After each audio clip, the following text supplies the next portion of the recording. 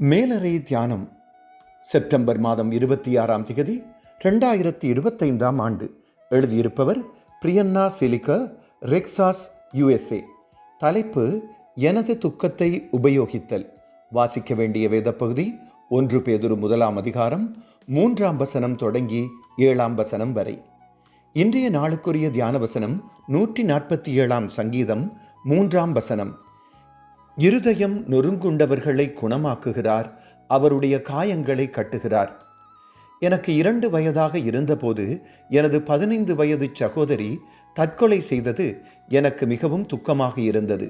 சற்று வயதாகி தற்கொலை என்றால் என்ன என்பதை அறிந்ததும் துக்கம் என்னை முழுமையாக சூழ்ந்து கொண்டது. எனது 15 வயது காலங்களில் உலகிலும் கடவுளிலும் கோபம் வந்து கொண்டே இருந்தது. பின்னர் நான் ஆலயத்துக்கு ஒழுங்காக போய் சபை உளவியல் ஆலோசகரின் வழிநடத்தலில் குணமாகி கடவுளுடனான உறவு வளர்ந்தது. சிறு வயதில் ஏற்பட்ட துக்கத்தின் தாக்கத்திலிருந்து விடுபட்டு உபயோகமான வாழ்க்கை வாழ்கிறேன். உயர்நிலை கல்வியை முடித்தபின் கல்லூரிக்கு போக கடவுள் கிருபை செய்தார். எனக்காக அவருடைய திட்டமும் விளங்கியது.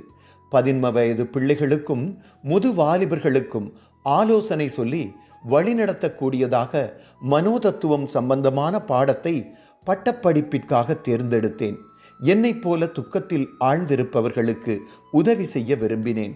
எனது வாழ்க்கையில் துக்கத்தின் தாக்கத்தை நான் அனுபவித்திருந்தாலும் அந்த துக்க அனுபவத்தை அதே நிலையில் இருக்கும் மற்றவர்களுக்கு உதவி செய்யக்கூடியதாக மாற்ற கடவுள் திட்டம் வைத்திருந்தார். ஜெபம். அன்பான கடவுளே, உபயோகமான வாழ்க்கையை நாம் வாழ்வதற்காக நீங்கள் வைத்திருக்கும் திட்டங்களை நாம் உணர்ந்து மனப்பூர்வமாக அவற்றை செயற்படுத்த உங்கள் வழிநடத்தலை தாருங்கள். இயேசுவின் நாமத்தில் ஆமேன். இன்றைய நாளுக்குரிய சிந்தனை: கடவுளின் அன்பை மற்றவர்களுக்கு தெரிவிப்பதற்காக எனது வேதனையின் அனுபவம் என்னை ஆயத்தப்படுத்துகிறது. ஆண்டவருடைய அன்பும் இரக்கமும் வழிநடத்தலும் இந்த நாளில் உங்கள் அனைவரோடும் கூட இருப்பதாக.